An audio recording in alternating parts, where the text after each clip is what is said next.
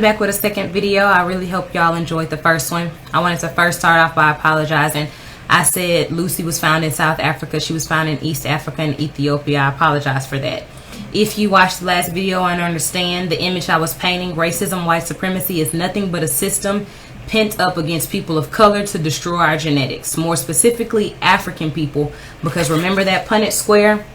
In regards to skin color, we are genetically dominant. In regards to skin color, Europeans are genetically recessive, and they do not produce the ability to produce melanin. And if they want to live to 3,000, 4,000 BC and be blonde-haired, blue-eyed, that means they would have to destroy the strongest genetic threat. African people are the strongest genetic threat. But how did Lucy produce what we now see as the world? In about 2010, a Nigerian couple in London who had already had children literally produced a white offspring, a white baby girl. Whiteness is nothing but a genetic mutation in people of color where the gene that is controlling melanin turns off and it produces a recessive trait, a mutation.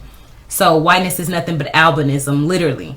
The very first Africans to display this genetic mutation about in 45,000 BC were a group of Africans referred to as the Grimaldi people. They navigated off of the coast of North Africa into what is considered the Caucasus Mountains, an area very cold. And this is what happened. When an individual goes from a hot climate to a cold environment, their body has to adapt. This is nothing but assimilation, natural selection.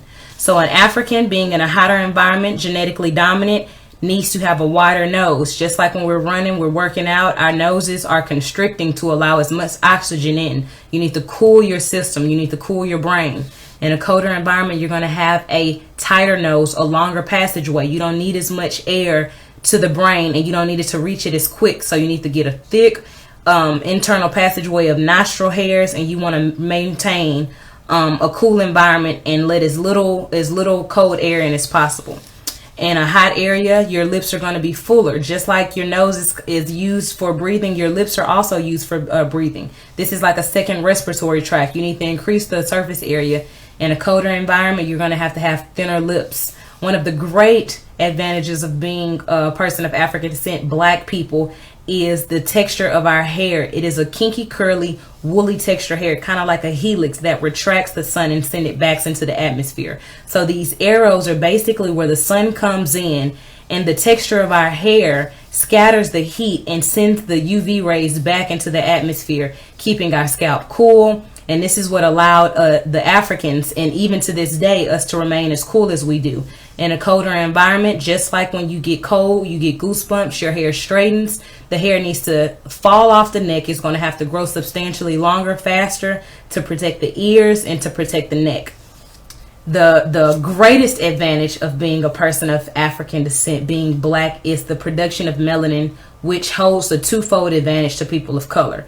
The more chocolate complexion you are generally means the more interaction you are coming into the sun. That is because melanin, the pigment in our skin, is activated by the sun.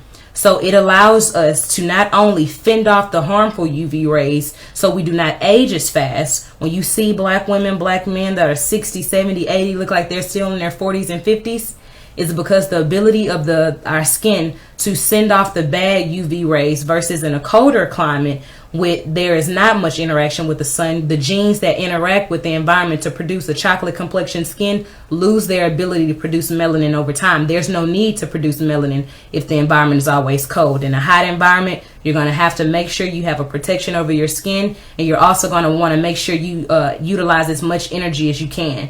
African people, black people, perform at the best rates when we are in the sun because our melanin is being activated by the sun.